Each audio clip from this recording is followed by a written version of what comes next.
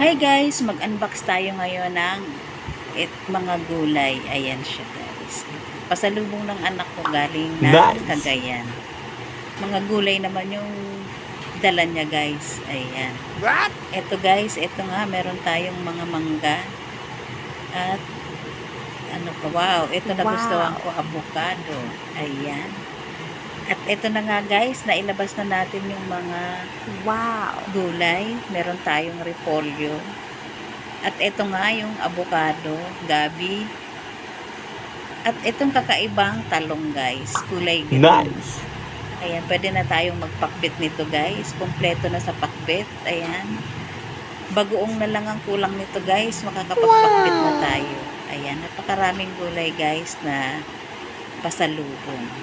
Thank you naman sa pasalubong anak. Ayan.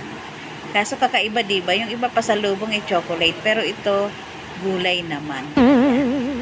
Kasi daw maraming bawal na eh. Kaya maggulay na lang tayo. Ayan.